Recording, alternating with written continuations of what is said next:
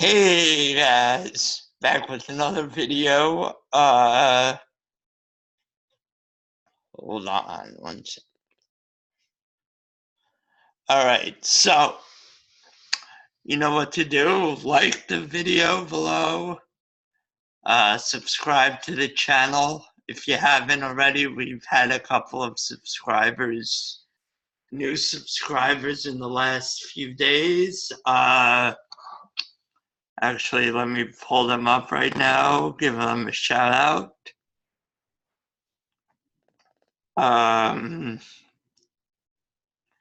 Yeah, Hogan Reports, Suburban Homeboy, and Justin Elick subscribed within the last 24 hours. So thanks, guys. And, as long as it's only less than a handful of new subscribers, I'll shout them out, But, yeah, thanks, guys. So just comment below if you have them, if you have comments on what's going on. But, so there were really four things that happened today. So I'm going to lump them all together because they're not huge. It'll be a little bit of a longer video, but so what? So first, we have our first Japanese/Korean player sign via the posting system. Usually they have until the end of the posting deadline is December 5th, and then they get 30 days to negotiate with all teams. And so depending on when they're posted between the end of the World Series and December 5th, they have 30 days until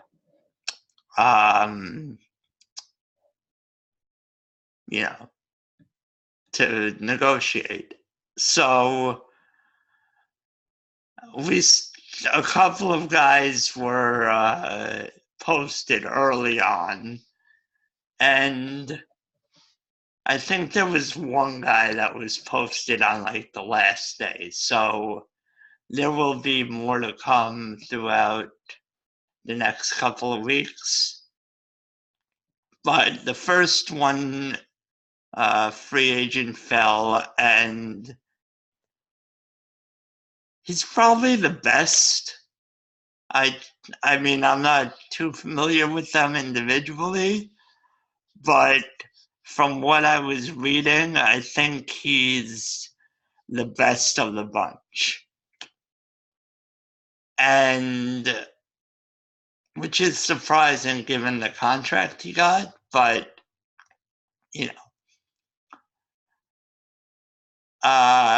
so the Rays sign Yoshitomo Tsutsugo to a 2-year, $12 million deal. And, $6 million a year. The way the posting works is it kind of works like the progressive tax rate we have, whereas like the first $25 million gets taxed a certain amount, or not taxed, but you have to pay the posting team that money. And then the next 25 million, I think, there are a couple of tiers. So the Rays will have to be paying an extra $2.4 million to Yokohama in Japan. And, but let's get into the numbers, because it's, if he does well, then, they got a bargain. But anyway, so he's played 10 seasons in Japan, so I'm not exactly sure why he isn't a free agent, because I think they sign 10-year deals, but I don't know, maybe he signed two contracts and he's still under contract. I'm not sure. But so his triple slash line was 284, 382, 525. Now, if you do that in the majors, you're one of the best players in the majors. I mean, that's a really good line. I mean, in 2016, he hit 322, 430, and 680. So, I mean, that's ridiculous. It's Barry Bonds level right there. But, he's not facing elite pitchers. It's more like in the minor. I mean, Japan gets compared to like AA. So, the performance can only be taken with a grain of salt. I mean, the stat line can be taken with a grain of salt. But he should do really well. And if he does do really well, the Rays will be getting a bargain, and Tsutsugo will be reaching free agency at age 29. Actually, let me just check when, because last year he was 27. So, yeah, he turned. Oh wait, no, he's 28 now, so he'll be turning 30 going into his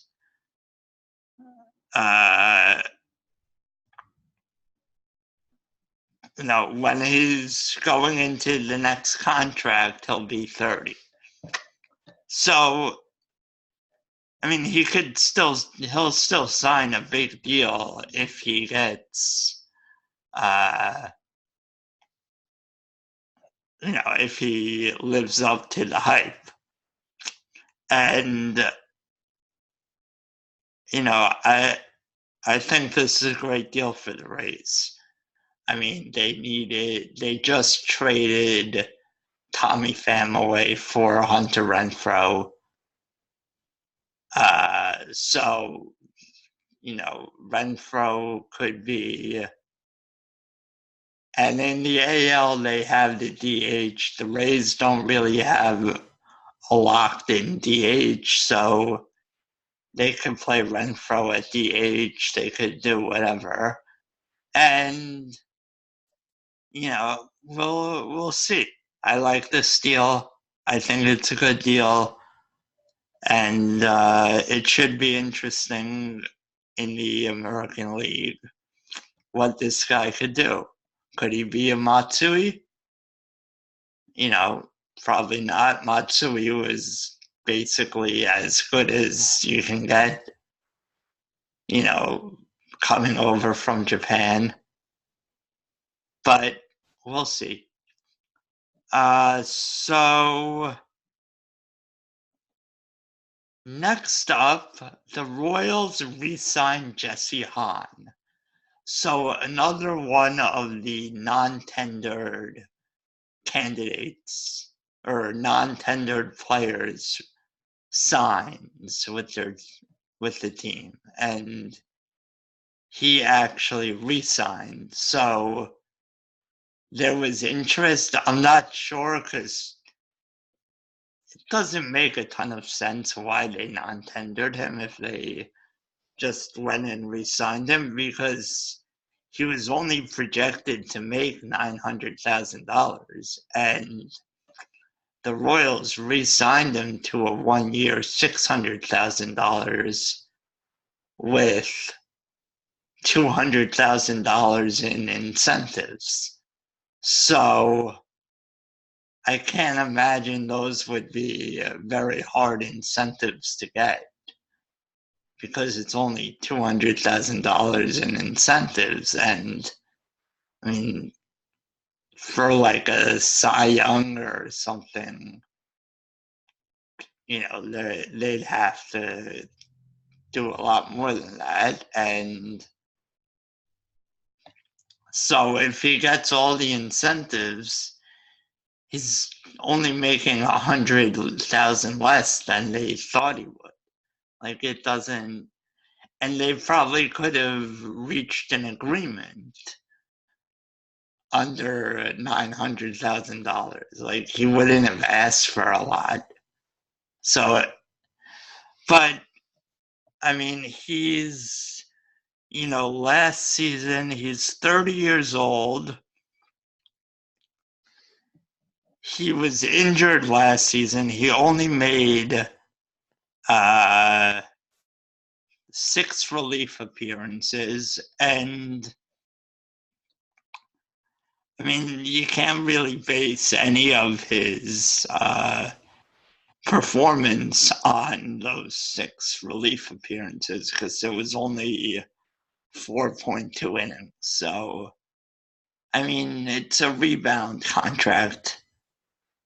If he does well, he'll hit the open market next year at 31, and he'll do well. So, we'll see. But the next deal is Brett Anderson. So Brett Anderson signed with the Brewers, and last I checked, there were no numbers for that deal. Let me just see if it was updated. Yes. So he will be making $5 million with $2 million in incentives. So he could make $7 million total. And,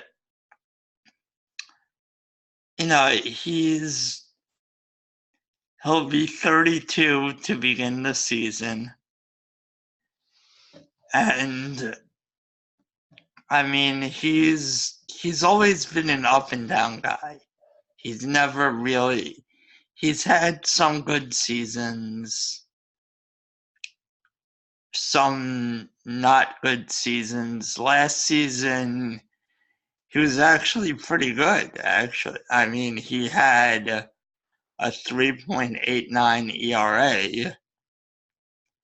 I mean, his XFIP, which takes into account strikeouts, walks, and home runs per fly ball, was a lot higher, almost a full run higher. And his strikeouts per 9 and his walks, his strikeouts per 9 are atrocious. They were 4.6 per 9 last year, and he's never been a strikeout guy. I mean, looking at his strikeouts per 9, the last time it was over 6.5 was in 2013 when it was 9.27. So, I mean, it's kind of like a hope you can perform well. It's a depth play, really. I mean, I guess, you could probably stick him in the bullpen, make him a long reliever. And actually, in 2013, 11 of his 16 appearances were relief appearances. So that actually bodes well for that theory, is that they stick him in the bullpen and, maybe he can reclaim some of that magic. There have been rumors about them trading Josh Hader. So I don't think it happens. But, and the other thing is teams are always looking for relievers at the deadline. So they could always flip him at the deadline if he performs well in the first half. So let's move on. The last thing I'm going to talk about is Yoenis Cespedes. So Yoenis Cespedes is, he came up from Cuba, and let's see, he came up in 2012. So he signed with the A's in 2012 out of Cuba. And he did really well that season. But he's really only had one other really good season. The other seasons, he's actually had three other really good seasons, I guess you could say. But, some of that was due to defense. Or, no, he's had three other good seasons. And then, for some reason, in 2000, well, actually, that's when he had one of his. So, yeah, actually, it makes sense. So the Mets signed him entering the 2016 season. They signed him to a 4-year, $110 million deal. So, I mean, that's, what is that? That's 20, it's like 28, 27. Actually, yeah, 27.5. So they signed him to $27.5 million a year. I mean, that's a lot of money for him. But, I mean, at the time, I guess the Mets were desperate. They were sort of coming off that Bernie Madoff scandal from a few years prior, and I guess they were looking to make a splash, and they just didn't do it in the right way. And really, no one wanted to sign with the Mets, so they overpaid for him and got him to sign with them. But he wasn't worth the money. I mean, he was coming off a really good year, but he didn't walk. Like, he's not. But anyway, so he got injured in 2017. He only played 81 games. In 2018, he only played 38 games. And then last season, he didn't play at all. So he's entering his final year of the contract this year. And he's set to make $29 million because I guess the contract was a little backloaded. So, but, so I was, so anyway, he restructured the deal. Him and the Mets restructured a deal where he's gonna make a little less than $10 million in guaranteed money. And he will be able to recoup most, or he will be able to recoup more than, let me see actually if they updated the numbers, because no, it still just says north of $20 million, or in the $20 million range. So he'll be able to make a little more than $10 million in incentives. So that's probably going to be like plate appearances, maybe some awards. We'll see. But so when I heard this, I was like, I knew he was injured. I knew he had been injured all season, but it just seems strange. Players don't usually do these kinds of things. So I was like, wow, Cespedes really likes the Mets to do this. You know, cutting his payroll by a third, or cutting his salary by a third, just to, you know, save the Mets some money. Like, I thought when I first heard about this, before I saw the numbers, I thought, okay, maybe they're deferring some of the money. That's what I thought. And so when I saw the numbers, I was puzzled. I didn't really understand. I mean, listen, I wish more players did that. You know, when they, I wish more players would work with teams in restructuring their deals when they get injured like that, or if they're just not performing well, you know, out of the goodness of their hearts, I guess. But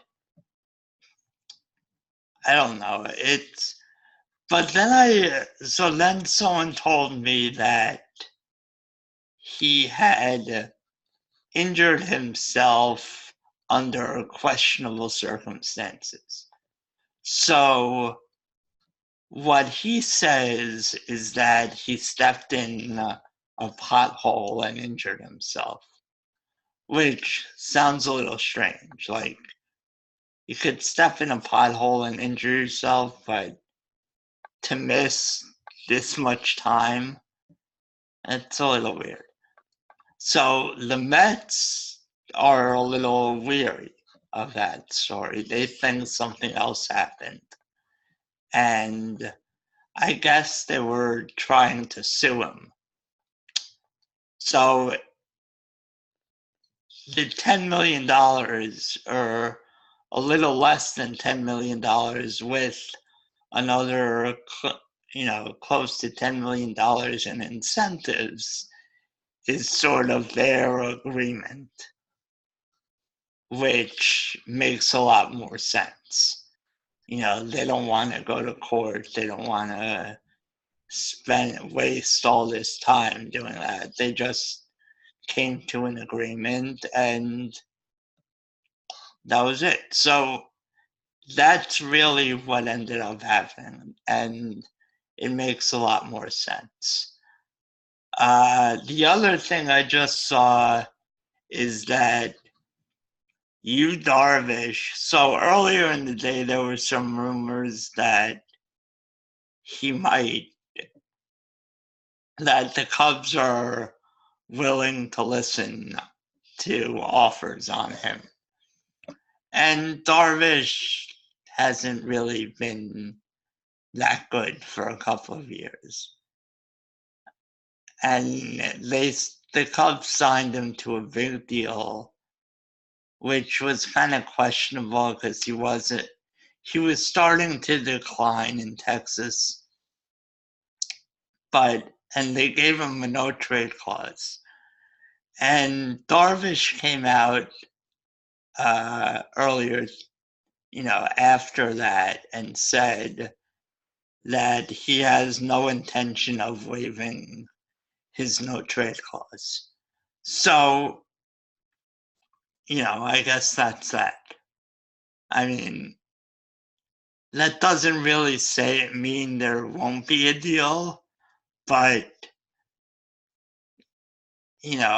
because Darvish has a no trade clause, he pretty much dictates where he wants to go.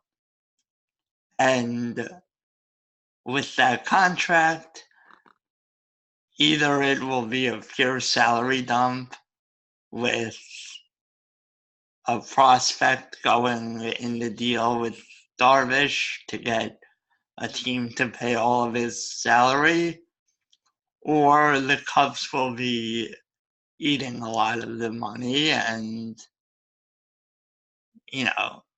get minimal in return. So I'm not sure what's going to happen with that. But that's it. That's it, guys. So like the video below if you haven't already. Subscribe to the channel. Comment below. Give me your thoughts on these deals. If there are any deals I missed today.